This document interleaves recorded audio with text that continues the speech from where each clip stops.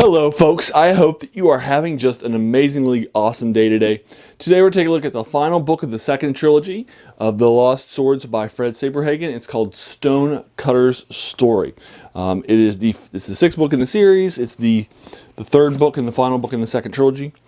And so we're going to be taking a look at Stonecutter's Story today by Fred Saberhagen. Now, I have read, now the original trilogy, The Complete Book of Swords, is an incredibly impactful work for me. I read it when I was a kid. It was my second adult work that I read after The Lord of the Rings by J.R.R. Tolkien. And it was incredibly impactful on me. I loved it as a kid. I've read it as a teenager. I read it as a young adult, and I've read it as, and now I'm going back to it now as a middle-aged 44-year-old guy who is coming to it from fresh eyes. It's been a while since I read the trilogy. In the trilogy, in the setup, basically what's happening is that the gods, namely Vulcan, the Smith god, has forged 12 of these god-forged swords that are with different names and different abilities and different limitations that are sprinkled about the world as part of a game that the gods are doing. So basically, that's the key thing here. The gods have started a game, and they've given swords out to various people. Vulcan uses human flesh to slake the thirst, and he takes the arm of one of his smiths, the only one who survives. His name is Jord, and he is going to be the father of Mark, our major primary point of view character. And Jord is the human who knows the most about the swords. He's the only human that's actually held all 12 of the swords in their forging. And Mark is thus going to be one of our primary point of view characters. And we will be following along with him as he starts out on a journey. After his brother dies with the sword called Town Saver that saves the town from an attack from bandits, but didn't save him at all.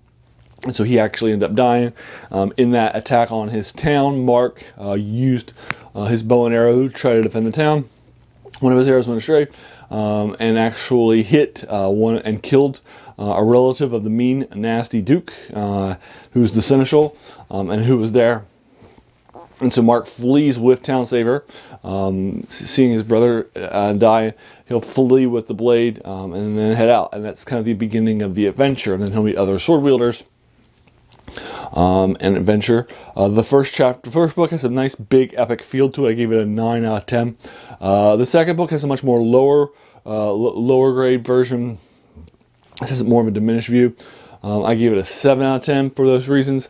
The final book I liked a lot. It's back into its epic scale, and it's really enjoyable. I gave it an 8 out of 10. It's my second favorite book I've read up till now. Including now. And then the fourth book is called Wound Healer's Story, and it's basically following Prince Mark, whose son has been born with a sickness and illness, and they've gotten an idea of where Wound Healer, the sword that will heal people when it's put into them, is at. So they go and check, and so it's kind of a quest for Wound Healer to heal this Prince Mark's sword, his child. And then we're in book 5. The book prior to this one, that one is Sightbinder's story, and introduces the big bad, whom lesser versions of him, his minions, were introduced in book 4 rather, and were the major antagonists in book 4. In book 5, the big bad is encountered in the first chapter. He actually kidnaps Mark and the most powerful sword of them all, Shieldbreaker. And so now he has the most powerful of the God-forged swords, the one that's the Deus Ex Machina. He's an incredibly powerful wizard, and your point of view character has been captured too. So now what are you going to do? And then that's kind of the beginning of book 5. Book 5 is pretty good. I gave both books 4 and 5 7s out of 10. And I gotta be, and previously book 4 was as far as I had read. So book 5, I just finished, somewhere a couple weeks ago. I liked it, thought it was, fun, and I enjoyed reading a new book. But I felt like, books 4 and 5 were a little less, they're more like book 2. They're a little less big plots, big things that are happening, right? A little less epic stuff. So I decided I'll start book 6. I'll read the first couple of chapters, and then we'll see. If I'm interested in it, I'll go ahead and do it. But book 5 had made a an authorial choice, that the key point of view character for every single novel, Mark, although there are point of view characters that are other characters too, like Ben has some chapters with him, who's Mark's best friend. Some of the bad guys, like the Dark King, the Silver Queen, will have chapters of their own. So he's not the only point of view character. There in book 3, there's a guy named Derek who is one of the sword wielders. Characters. He's also a main character in book 4. One of the children is Zoltan is a main character too. But in book 5, the decision was made that when Mark was in the pages, like in the first chapter, and then after he's rescued, he actually still is not the point of view character. He's just a supporting character, which I thought was an interesting authorial choice. It kind of shook things up. And then my question in book 5 was, what's going to happen in book 6? And what's going to happen in book 6 is that we're going to leave Mark and all together. He's mentioned in the first book. He has loaned Stonecutter to a nearby prince who's adjacent to him, who needs Stonecutter. Now, Stonecutter is called the Sword of the Siege. It will cut, it'll cut any stone like hot butter. And so anything that's made of stone, anything that is stone, will just not stand to him at all. So a castle, a keep, things like that.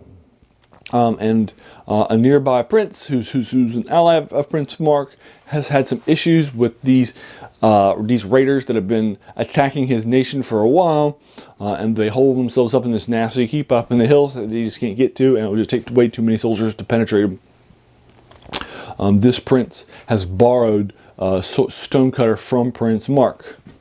And then in the first chapter, actually in like the first paragraph of the first chapter, the tent that a gentleman named Casimir is in is ripped open and cut open, and he observes it, and he is one of the passengers in this cross desert caravan that's being led by the prince. And somebody slits a hole into the tent, slides into the tent, and leaves with some stuff that's inside the tent. And then after they leave, Casimir comes out and he notifies everybody of what's happening. They set up an alert. One of the local guards that's on the watch on the outside has died, and it looks like what they left with was Stonecutter, the Sword of Siege, was being borrowed. And of course, the prince didn't tell anybody that it was happening. So they set an alert, but they're unable to find who had taken Stonecutter. A couple of days later, they arrive at an oasis, and at this oasis is a gentleman named Magistrate Wen Chang. And Magistrate Wen Chang is there at the oasis, and he is known as this incredibly gifted mentally guy who is a dedicated judge, known as a guy who is good for law and order, good for seeing things. So Casimir goes to Wen Chang and tells Wen Chang the story of Stonecutter, how it got missing. Now it's missing, and the full story, even though they had kept it secret from others. He trusts that Magistrate Wen Chang will keep it quiet. Wen Chang is not currently employed by anybody, so he actually decides to take the quest on for the prince and Casimir. He's going to go to a nearby large city where he thinks that it's probably going to be sold or used, called Elau. And so him, Casimir, and a group of 12 soldiers from the prince will set out for the city in order to find Stonecutter. And that's the first chapter of the book. I got to tell you really quickly, I loved this idea. Whole brand new set of characters, new set of the ideas, and what Fred Saberhagen does is, and I love it, he actually switches genres on you. This novel is not a traditional epic fantasy novel like books 1 or 3, or to a lesser degree books 2, 4, or 5, right? Or just quests to do things, right? This one is a mystery. Somebody stole the sword. Who? Why? Where is it now? It's a mystery, and you're going to follow along. And in fact, the first battle in this novel isn't until you're halfway past, and I think there's only 2 or 3 battles in the entire novel. Halfway through the novel, more than halfway through the novel, it's 55 or 60% of the way through the novel. You're going to learn a lot about the desert, Elau. There's a lot of world building that happens in here. It's about 200. It's actually a little bit less than 200 pages. It starts on 415 and then it finishes on 602. So it's actually a little bit less than 200 pages. I devoured the first 3 chapters. I had finished the previous novel in like 2 hours on a Saturday, and then what I do is I read typically when I'm bathing for an hour or so, sometimes less, and I'll read during that time, and then kind of do some other stuff too, right? And I typically plan about an hour a day for reading. That's my budgeted time. So what I did on Saturday was I had knocked out a couple of hours at a cafe, and later on I figured I'll go ahead and start, book 6, and we'll see where we wind up. And I loved it so much, I knocked out a whole lot more. I actually read it for like an hour and a half rather than an hour. I loved it that much. I just knocked out a huge amount of it. And I did that after I had read a 10-page short story in a horror genre that I also recorded for you and I've already published for you.